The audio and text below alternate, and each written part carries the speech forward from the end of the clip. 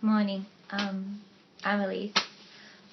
Today my walk through country is on the Gweagal people of the Dharawal Nation. But I'm actually doing this presentation in Melbourne. So before I start, I'd like to acknowledge the Wurundjeri people of the Gweagal Nation, whose country on which this walk through country is taking place. My work contains images of deceased people, so if that's causing offence to anyone, I can change the presentation to exclude these images. So just a little bit of background about my walk through country. I chose to study the Gweagal people because they resided in the area that I'm originally from.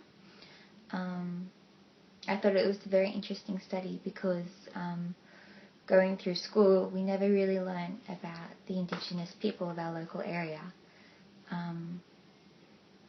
And so yeah, it was really interesting doing this walk through country to kind of realise how rich in culture the region is. The area I live in is in the Southern Shire, and it's quite homogenous country, homogenous region I should say, culturally anyway. You can see here that the council logo is actually of Captain Cook. This is because it is also the place where Captain Cook first landed in Australia, and that history is really strong in the area.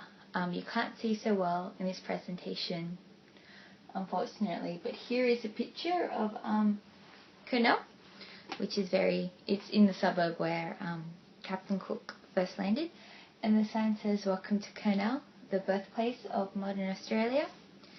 And I put that image in there because that ideology is really strong in the area. The kind of whitewashing of history is quite strong, and for that reason I thought it was really important to look at the local Indigenous people. So just a little bit about the geography of the area. Gweagal country is in the southern coastal area of New South Wales, just on the edge of southern Sydney, before you head into the Illawarra. It's part of the Dharawal country, which is quite a large area. It starts from Botany Bay or Cronulla all the way down to Nara, and out west it goes to Appian region. Although currently there are no Gweagal people living in their traditional country, further down south and out west is quite strong Aboriginal communities, and the Dharawal country still has a very strong connection to culture, especially in the Illawarra, where I used to study. Just a little bit about dreaming. Because there aren't any Gweagal people currently living in country, the dreaming connection has been lost. There are rock images of different dreaming totems or images, but the stories behind them are difficult to specifically say. However, from gaining the history of other different people close by, we can kind of make assumptions about what the dreaming would have been in the area. For instance, the clan totem is a whale, and this image is on rocks throughout Gweagal country, in present day areas where whales are still seen. So there are images of the whale on Gibbon, and on popular whale lookout sites today in Gweagal and the National Park. In the Illawarra, further south, the whale image is quite strong as well, and because the Aboriginal community there is still strong, well, it's not strong, but because they've retained their dreaming stories, we could say that the dreaming is similar.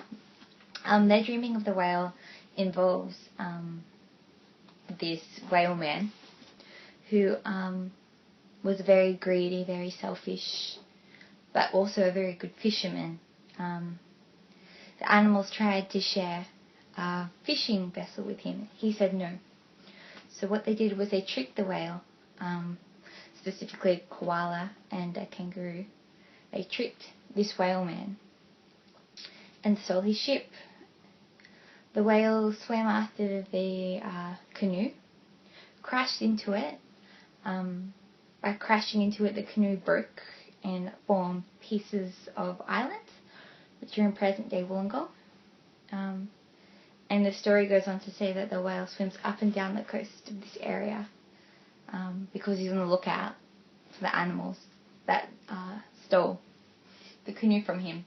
So that could be a story that connects to the Gweagal country, but we're not really sure. Other dreaming images that are shown in Gweagal country include the creation serpent. Also, there are, excuse me,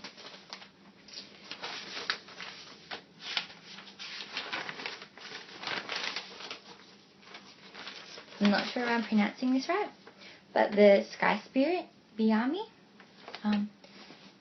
The sky spirit's image is also shown in rock drawings, particularly out west in Gweagal country. So yeah, there is this belief that many dreaming stories were shared with other clans in the region.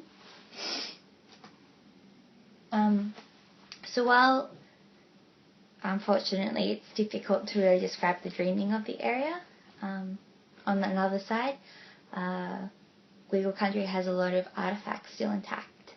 Despite being, in the Sydney area, a lot of these things have been protected. This is because traditional Gweagal country, present day, has both Holswell Army Base and the Royal National Park, which are very large protected areas from development. So they've been able to come across a lot of coastal artefacts like fishing hooks and middens as well. This picture here is of a very large famous midden in the Royal National Park that has been protected, unlike a lot of middens in Sydney, because it is in the national park. It says here that there are 1,341 known artefacts in Gweagal country. So that has been able to kind of substitute the knowledge of the area that we don't have, because there are no direct descendants living on country. So a little bit about the culture. The Gweagal people were fishing people. They lived a quite static lifestyle, and that is told through Captain Cook's observations, and also through the middens in the area and the artwork that has been found. The Gweagal people didn't wear very many clothes. Occasionally, to keep warm, they'd wear a possum cloak, but usually they would use fire to keep warm. They were also known as the Fire Clan because of their use of fire. Instead, men and women would wear a kind of tool satchel sewn into their hair to act as a pouch for holding things. They're also famous, along the lines with the hair, of having it slicked back with a resin. And another cultural component that they were famous for was their corroborees.